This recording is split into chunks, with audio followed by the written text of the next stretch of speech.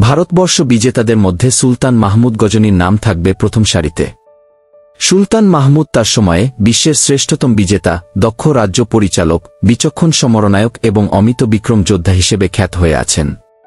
মাহমুদ 1000 খ্রিস্টাব্দ থেকে 1027 খ্রিস্টাব্দের মধ্যে মাত্র 27 বছরে 17 বার ভারতীয় উপমহাদেশে যুদ্ধ অভিযান পরিচালনা করেন। এই অভিযানগুলো পরিচালিত হতো তৎকালীন ভারতবর্ষের বিভিন্ন রাজ্যের রাজাদের বিরুদ্ধে। সবচেয়ে আশ্চর্যজনক বিষয় হল সুলতান মাহমুদ সকল অভিযানেই জয় লাভ করেছিলেন। একটা অভিযানেও মাহমুদ পরাজয়ের দেখা পাননি, যা তাকে বিশ্বের সর্বকালের অন্যতম শ্রেষ্ঠ সেনানায়ক বা জেনারেলের মর্যাদা দান করে। হিন্দুস্তানের পৌত্তলিক পূজারীগণ সেই সময়ের বিশ্ব এক পরাশক্তি মুসলিম আব্বাসীয় খেলাফতকে নিজেদের অস্তিত্বের জন্য হুমকি মনে করত। ফলে তারা মুসলিমদের ভারতবর্ষ থেকে বিতাড়িত করতে বিভিন্ন পদক্ষেপ গ্রহণ করে। ভারতবর্ষের রাজাদেরকে তারা পার্শ্ববর্তী মুসলিম রাজ্যসমূহে আক্রমণ করতে বাধ্য করেন। ফলে গজনী, মুলতান সহ বিভিন্ন মুসলিম রাজ্য হিন্দু রাজাগণ কর্তৃক সেনা অভিযানের শিকার হয়।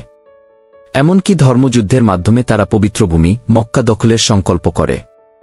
এরই ফলশ্রুতিতে পৌত্তলিক শক্তিকে দুর্বল করতে সুলতান মাহমুদকে বারবার ভারতবর্ষে সেনা অভিযান পরিচালিত করতে হয়।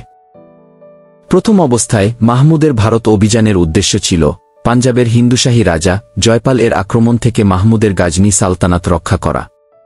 অতঃপর এর সাথে যুক্ত হয় তৎকালীন ভারতবর্ষে অত্যাচারিত মুসলমানদের দুর্দশা লাঘব করা, হিন্দু রাজাগণের অত্যাচার প্রতিহত করা, ভণ্ড কেরামতি সম্প্রদায়কে দমন করা এবং মিত্র রাজাদের রক্ষা করা ইত্যাদি। সুলতান মাহমুদের ভারত অভিযানের প্রেক্ষাপট। দশম শতকে পূর্ব আফগানিস্তানের ক্ষুদ্র একটি রাজ্য ছিল গজনী। 957 খ্রিস্টাব্দ গজনীর ক্ষমতা অধিকার করেন সুলতান সবুক্তগিন। সবুক্তগিন ছিলেন প্রতিভাবান ও সুদক্ষ সমরনায়ক। তিনি একটি শক্তিশালী সেনাবাহিনী গড়ে তোলেন এবং রাজ্য বিস্তারে মনোনিবেশ করেন। একে একে খোরাসান, নিস্তান ও লামখান এলাকা অধিকার করেন। তিনি এভাবে গজনী রাজ্যের সীমানা বিস্তার ও শক্তি বৃদ্ধি করেন। তারই সুযোগ্য পুত্র সুলতান মাহমুদ ভারত জয়ের মহানায়ক হিসেবে বিখ্যাত। ঐতিহাসিকদের মতে সবুক্তগিন এর ভারতে রাজ্য বিস্তারের ইচ্ছা বা পরিকল্পনা ছিল না। কিন্তু তৎকালীন পাঞ্জাবের হিন্দুশাহী রাজা জয়পাল এমন আশঙ্কা করছিলেন যে সুলতান সবুক্তগিন হয়তো ভারতে অভিযান চালাতে পারেন। এটা যেন ঘটতে না পারে সেজন্য তিনি আগে আক্রমণের নীতি গ্রহণ করেন। পার্শ্ববর্তী হিন্দু রাজাদের কাছে তিনি তার পরিকল্পনার কথা জানান। সে মোতাবেক কালিঞ্জ সহ কয়েকটি রাজ্যের সহায়তায় এক বিরাট বাহিনী প্রস্তুত করেন। 994 খ্রিস্টাব্দে রাজা জয়পাল প্রথমে গাজনীতে সবুক্তগিনকে আক্রমণ করেন। দুর্ভাগ্যক্রমে জয়পালের বাহিনী তুষার ঝড়ের কবলে পড়ে ব্যাপকভাবে ক্ষতিগ্রস্ত হয়। তার গজনী জয়ের স্বপ্ন ব্যর্থতায় পর্যবসিত হয়। জয়পাল বন্দী হন। প্রাণ বাঁচাতে সবুক্তগিনের সঙ্গে জয়পালের এক অপমানজনক চুক্তিতে আবদ্ধ হতে হয়। কিন্তু নিজ দেশ পাঞ্জাবে প্রত্যাবর্তন করার পর তিনি সন্ধির শর্ত ভঙ্গ করে আবারও যুদ্ধের প্রস্তুতি গ্রহণ করেন এবং আবারও সুলতান সবুক্তগিনকে আক্রমণ করেন। এবারও রাজা জয়পাল পরাজিত হন। যুদ্ধক্ষেত্র থেকে জয়পাল পলায়ন করেন। ভারত থেকে বারবার হামলা চালানোর পরিপ্রেক্ষিতে সুলতান সবুক্তগিন অতিশয় বিরক্ত ও ক্ষুব্ধ হন। রাজ্যের নিরাপত্তা নিয়ে এ অবস্থায় তার বিচলিত হওয়া অস্বাভাবিক ছিল না। তিনি রাজা জয়পালকে সমুচিত শাস্তি দিতে চিন্তাভাবনা করেন। কিন্তু আকস্মিক মৃত্যু তাকে সে সুযোগ থেকে বঞ্চিত করে। তারই সুযোগ্য পুত্র সুলতান মাহমুদ গজনী রাজা জয়পালের আগ্রাসী তৎপরতা ও বিশ্বাসঘাতকতার উপযুক্ত প্রতিবিধান করেন। সুলতান মাহমুদের ভারতবর্ষে অভিযানসমূহ। 1000 খ্রিস্টাব্দে প্রথম যে অভিযান মাহমুদ পরিচালনা করেন সেই অভিযানে খাইবার গিরিপথে অবস্থিত কয়েকটি দুর্গ ও সীমান্ত নগরী অধিকার করেন, তারপর গজনী ফিরে যান। সঙ্গত কারণেই মাহমুদ তার আক্রমণের প্রধান লক্ষ্যবস্তু করেছিলেন রাজা জয়পালকে। দ্বিতীয় সেনা অভিযান পরিচালিত হয় 1001 খ্রিস্টাব্দে। সুলতান মাহমুদ 10,000 অশ্বারোহী সেনা নিয়ে পাঞ্জাবে অভিযান চালান। পাঞ্জাবের সিংহাসনে তখন আসীন ছিলেন অহংকারী রাজা জয়পাল। তিনি পার্শ্ববর্তী সকল রাজা মহারাজদের থেকে সেনা সংগ্রহ করে মাহমুদের সামনে বিশাল এক সেনাবাহিনী দাঁড় করান। ঘোড়সওয়ার, জঙ্গিহস্তি বাহিনী সহ বিশাল পদাতিক সেনা জয়পালের অধীন যুদ্ধের জন্য প্রস্তুত হয়। পেশোয়ারের খোলা ময়দানে হিন্দুশাহী রাজা জয়পালের বাহিনীর সঙ্গে মাহমুদের বাহিনীর তুমুল যুদ্ধ হয়। যুদ্ধে হিন্দু সেনাগণ সমুদ্রের ঢেউয়ের মতো আছড়ে পড়ে মুসলিম সেনাদের উপর। মাহমুদের সেনারা বীরত্বের সাথে তাদের মোকাবেলা করেন। 3 দিন এই মহাযুদ্ধ স্থায়ী হয়। সুলতান মাহমুদের অসাধারণ রণকৌশলের ফলে রাজা জয়পালের বাহিনী ছত্রভঙ্গ হয়ে যায়। মুসলিম সেনাদের সুশৃঙ্খল আক্রমণে হিন্দু সেনাগণ যুদ্ধক্ষেত্রে ক্রমশ বিপর্যস্ত হতে থাকে। একসময় তারা যুদ্ধের ময়দান থেকে পালাতে শুরু করে। যুদ্ধে জয়পাল পরাজিত ও বন্দী হন। বিপুল অর্থ ও 50টি জঙ্গি হাতি দেয়ার বিনিময়ে তিনি মাহমুদের সাথে সন্ধি করেন। এভাবে বারবার পরাজয় ও গ্লানিকর সন্ধিতে রাজা জয়পালের প্রজারা রাজা হিসেবে তাকে মানতে অস্বীকার করে। এমতাবস্থায় তিনি ছেলে আনন্দ পালকে উত্তরাধিকার হিসেবে ঠিক করেন এবং আগুনে ঝাঁপ দিয়ে জয়পাল আত্মহত্যা করেন। মাহমুদের তৃতীয় অভিযান পরিচালিত হয় 1004 খ্রিস্টাব্দে ভাতিন্ডার রাজা বিজয় রায়ের বিরুদ্ধে। সবুক্তগিনের সময় থেকেই গজনীর সঙ্গে ভাতিন্ডার ভালো সম্পর্ক ছিল। রাজা জয়পালের বিরুদ্ধে যুদ্ধে সুলতান মাহমুদ ভেবেছিলেন রাজা বিজয় রায়ের সহযোগিতা পাবেন। সে রকম আশ্বাস তিনি তাকে দিয়েছিলেন। কিন্তু শেষ পর্যন্ত রাজা বিজয় রায় প্রতিশ্রুতি ভঙ্গ করেন। এরই প্রতিশোধ নিতে মাহমুদ এ অভিযান চালান। যুদ্ধে বিজয় রায় পরাজিত হন এবং পালিয়ে যাওয়ার সময় আত্মহত্যা করেন। 1005 খ্রিস্টাব্দে চতুর্থ অভিযান পরিচালিত হয় মুলতানে ভণ্ড কারামতি মতবাদে বিশ্বাসী আবুল ফাতাহ দাউদ এর বিরুদ্ধে। ভাতিন্ডার রাজার সঙ্গে যুদ্ধে জয় লাভের পর স্বদেশে প্রত্যাবর্তনের সময় সুলতান মাহমুদের যুদ্ধক্লান্ত সেনাবাহিনীর উপর আক্রমণ চালান দাউদ। ফলে এ বছর তাকে শায়েস্তা করার জন্যই মাহমুদ অভিযান পরিচালনা করেন। এখানে উল্লেখ্য যে 712 সালে মুহাম্মদ বিন কাসিম সর্বপ্রথম ভারত অভিযান করে সিন্ধু জয় করেন এবং মুলতানকে মুসলিম বিশ্বের সাথে যুক্ত করেছিলেন। ফলে মুলতানে পূর্ব থেকেই অনেক মুসলমান বাস করত। দাউদ নিজেকে মুসলমান দাবি করলেও সে কারামতি নামে নতুন ধর্মের উদ্ভাবন করে এবং নিজেকে সেই ধর্মের নবী দাবি করে। দাউদ মুলতানে অবস্থিত এই সকল মুসলমানদের উপর অত্যাচার করে তাদের জীবনকে দুর্বিষহ করে তুলেছিল। তাকে শায়েস্তা করতেই সুলতান মাহমুদকে এ অভিযান চালাতে হয়। পাঞ্জাবের ভেতর দিয়ে অগ্রসর হওয়ার সময় রাজা জয়পালের পুত্র সম্রাট আনন্দপাল মাহমুদের সেনাবাহিনীকে আক্রমণ করেন। যুদ্ধে আনন্দপাল পরাজিত হয়ে মাহমুদের সাথে সন্ধি করতে বাধ্য হন। অন্যদিকে মাহমুদের আক্রমণের মুখে দাউদ মুলতানের দুর্গে আশ্রয় গ্রহণ করেন। পরে তিনি সুলতান মাহমুদের বশ্যতা স্বীকার করেন এবং তাকে বিপুল পরিমাণ অর্থ প্রদান করেন এবং একই সঙ্গে ভ্রান্ত মতবাদ বা বিশ্বাস পরিত্যাগ করার অঙ্গীকার করেন। পঞ্চম অভিযান পরিচালিত হয় 1007 খ্রিস্টাব্দে রাজা জয়পালের নাতি শুক্লালের বিরুদ্ধে। রাজা জয়পালের সঙ্গে যুদ্ধের পর শুক্লাল ইসলাম গ্রহণ করে নেওয়াজ শাহ নাম ধারণ করেন। ফলে মাহমুদ তাকে পাঞ্জাবের শাসনকর্তা নিযুক্ত করেন। মাহমুদ গজনী ফিরে গেলে তিনি ইসলাম ত্যাগ করে পুনরায় হিন্দু ধর্মে ফিরে যান। শুধু তাই নয়, ওয়াইহিন্দ থেকে মুসলিম শাসনকর্তাকে তাড়িয়ে দিয়ে নিজেকে স্বাধীন রাজা হিসেবে ঘোষণা করেন।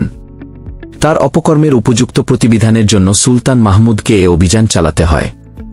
এই অভিযানে শুক্লাল পরাজিত হয়ে পালিয়ে যান। 1008 সালে সংঘটিত হয় ষষ্ঠ অভিযান। পাঞ্জাবের শাসনকর্তা আনন্দপাল পার্শ্ববর্তী হিন্দু রাজ্যগুলোর রাজাদের নিকট সাহায্য প্রার্থনা করেন।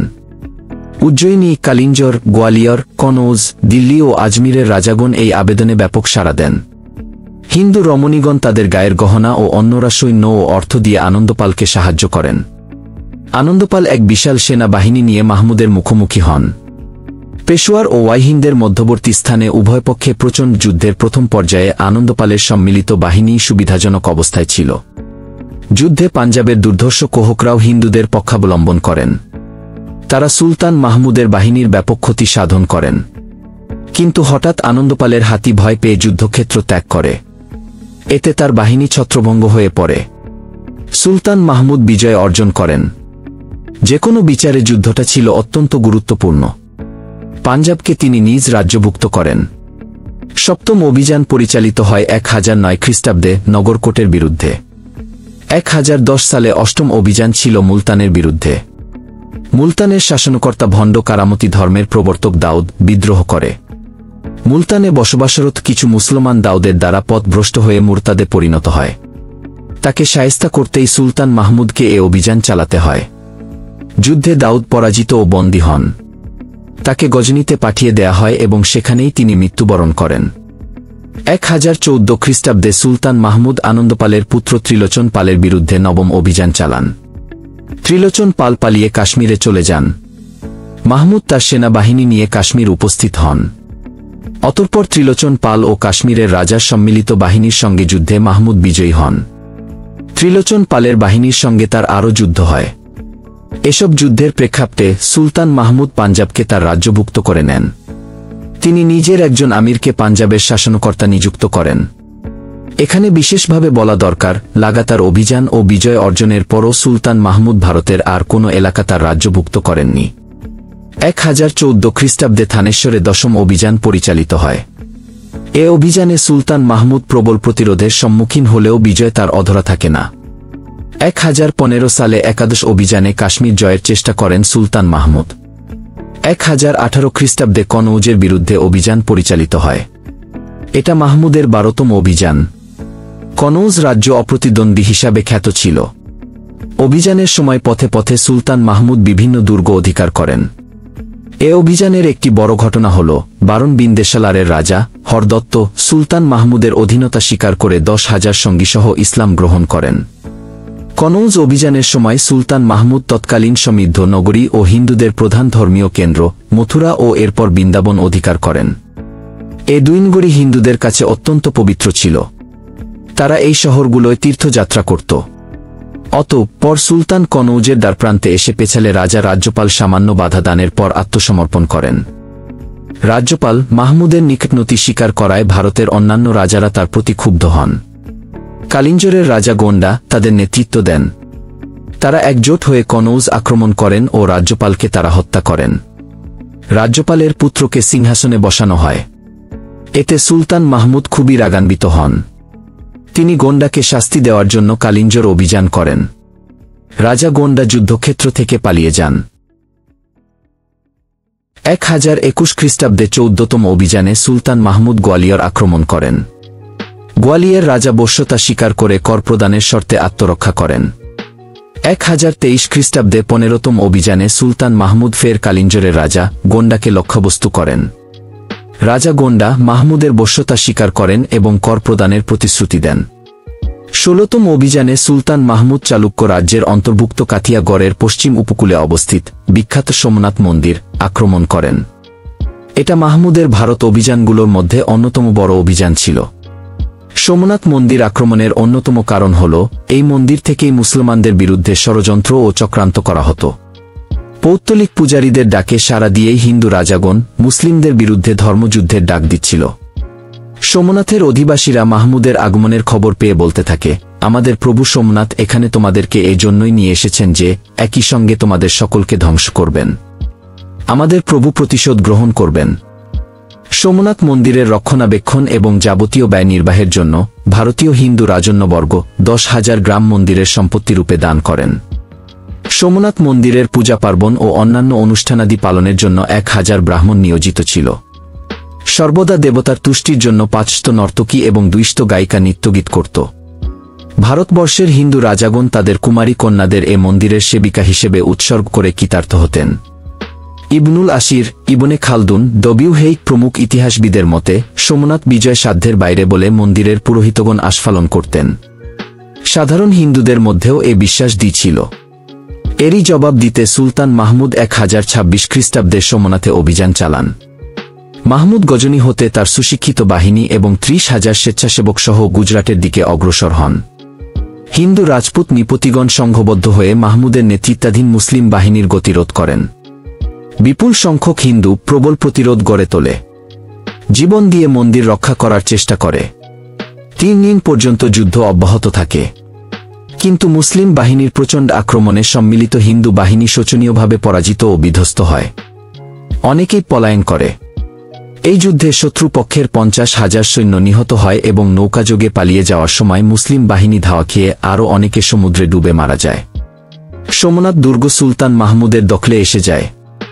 1026 খ্রিস্টাব্দের 6 জানুয়ারি সোমনাথ মন্দিরের প্রাচীর ভেঙে মন্দিরের অভ্যন্তরে প্রবেশ করে মুসলিম বাহিনী। সুলতান মাহমুদ মোট 17 বার ভারত আক্রমণ করেছিলেন। যেই মন্দিরের অভিযান নিয়ে পৌত্তলিক ইতিহাসবিদরা মাহমুদকে মন্দির ধ্বংসকারী হিসেবে আখ্যায়িত করেন, সেই সোমনাথ মন্দিরে অভিযান চালিয়েছেন উনার ভারত আক্রমণের 16তম অভিযানের সময়। মাহমুদ যদি শুধুমাত্র ধর্মীয় কারণে সোমনাথ মন্দিরে অভিযান পরিচালনা করতেন, তাহলে তো মাহমুদ উনার ভারত আক্রমণের প্রথম অভিযানেই সোমনাথ মন্দির আক্রমণ করতেন। সোমনাথ মন্দির আক্রমণ করার জন্য সুলতান মাহমুদ খাইবার গিরিপথ অতিক্রম করে ভারতের গুজরাটে আসেন। মাহমুদ যদি হিন্দু বিদ্বেষী হতেন তাহলে তো গজনী থেকে গুজরাট আসার পথে রাস্তায় অনেক মন্দির পড়েছিল, সেগুলো নিশ্চয়ই তিনি অক্ষত রাখতেন না। সুলতান মাহমুদ সোমনাথ থেকে গজনীতে ফিরে আসার সময় তার সৈন্যদের একাংশ জাটদের উৎপীড়নের শিকার হয়। এর প্রতিশোধ নিতে তিনি 1027 খ্রিস্টাব্দে 17তমবার ও সর্বশেষবারের মতো দুর্ধর্ষ জাট উপজাতিদের বিদ্রোহ দমনে গজনী থেকে ভারতবর্ষে সমরাভিযান করেন। তার এ অভিযান ছিল বিশেষভাবে আকর্ষণীয়। 1400 নৌকার একটি সুসজ্জিত নৌবহর তৈরি করে মাহমুদ মুলতান থেকে জাটদের বিরুদ্ধে যুদ্ধাভিযান করেন। প্রতিটি নৌকায় 20 জন তীরন্দাজ এবং অগ্নি নিক্ষেপণের সরঞ্জাম ছিল। মুসলিম বাহিনীর প্রচণ্ড আক্রমণে বিদ্রোহী ও বিশ্বাসঘাতক জাটগণ শোচনীয়ভাবে পরাজিত হয় এবং অসংখ্য জাট প্রাণ হারায়। সুলতান মাহমুদের ভারত অভিযানের পশ্চাতে কোনো ঐতিহাসিক ধর্মীয় উদ্দেশ্যও কার্যকর ছিল বলে মনে করেন। তাদের মতে তিনি ভারতে ইসলাম প্রচারে অভিলাষী ছিলেন, কিন্তু তিনি ভারত অভিযানে এসে কোনো বিধর্মীকে বলপূর্বক ইসলাম গ্রহণে বাধ্য করেননি। সর্বোপরি তার সেনাবাহিনীতে হিন্দু সৈন্যের উপস্থিতি ছিল উল্লেখ সংখ্যক। সুলতান মাহমুদ তৎকালীন বুজুর্গ আবুল হাসান খেরকানি রহমতুল্লাহ আলাইহির মুরিদ ছিলেন। সেই বুজুর্গ এর দরবারে তিনি নিয়মিত যাতায়াত করতেন। একজন সুলতান হিসেবে তিনি কখনো আবুল হাসান খেরকানি রহমতুল্লাহ আলাইহিকে দরবারে ডেকে পাঠান নাই। মাহমুদ মোট 17 বার ভারত অভিযানেই ভারতের বিভিন্ন দেশীয় রাজা যেমন জয়পাল, আনন্দপাল, সুখপালকে যুদ্ধে পরাজিত করেন। সেই সময়ের মধ্যযুগীয় নীতি অনুসারে সুলতান মাহমুদ চাইলেই পরাজিত সকল দেশীয় হিন্দু রাজাকে হত্যা করতে পারতেন, কিন্তু তিনি উনার সাথে যুদ্ধে পরাজিত একজনও দেশীয় হিন্দু রাজাকে হত্যা করেননি। ভারতের মুসলিম শাসকরা অমুসলিমদের প্রতি যে ঔদার্য দেখিয়েছে ইতিহাস তার সাক্ষী। আমরা দেখতে পাই তিনি ছিলেন ইসলামের জন্য নিজেকে বিলিয়ে দেওয়া একজন খাঁটি মুসলিম, যিনি ব্যক্তিগত জীবনেও ছিলেন পরহেজগার ও মুত্তাকি। যুদ্ধের ময়দানে যখন শত্রুদের আক্রমণে তিনি পরাজয়ের দ্বার প্রান্তে চলে যেতেন, তখন সেই ময়দানেই তিনি তার বাহন হতে নেমে 2 রাকাত নামাজ পড়ে আল্লাহর কাছে কাতর মনে সাহায্য চাইতেন। এতে আল্লাহ তাআলা তার দোয়া কবুল করে উনাকে বিজয় দান করতেন। এই রকম ঘটনা উনার জীবনে বহুবার ঘটেছে।